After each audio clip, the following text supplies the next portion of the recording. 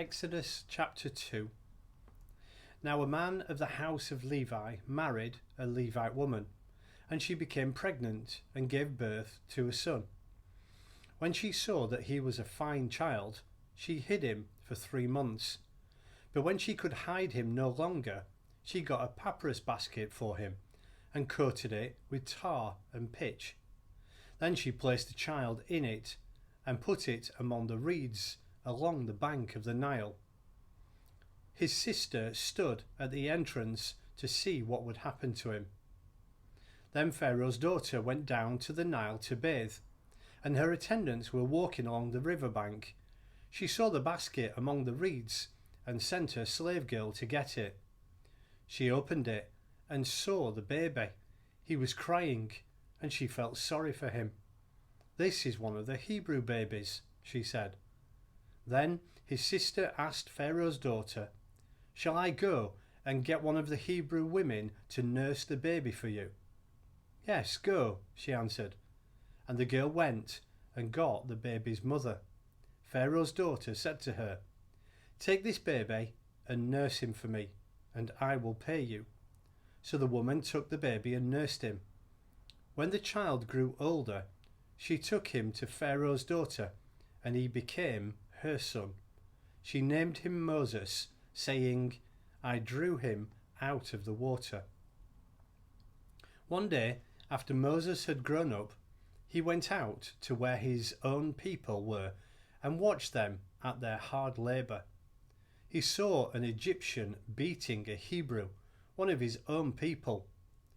Glancing this way and that, and seeing no one, he killed the Egyptian and hid him in the sand. The next day he went out and saw 2 Hebrews fighting.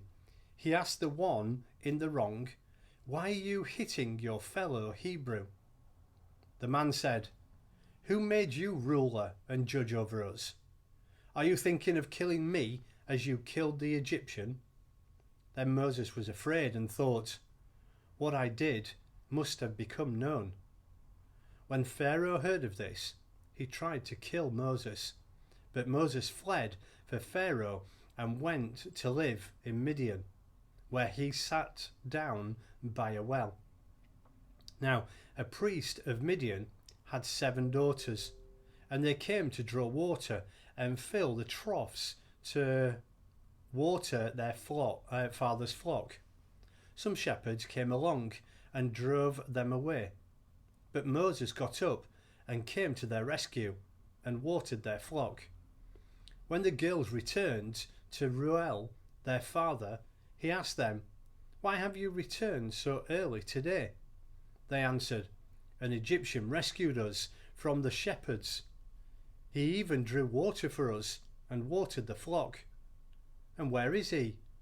he asked his daughters. "Why did you leave him? Invite him to have something to eat." Moses agreed to stay with the man, who gave his daughter Zipporah to Moses in marriage.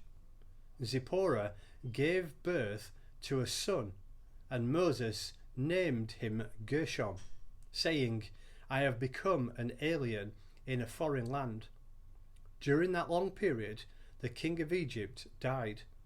The Israelites groaned in their slavery and cried out, and their cry for help because of their slavery went up to God. God heard their groaning and remembered his covenant with Abraham, with Isaac, and with Jacob. So God looked on the Israelites and was concerned about them.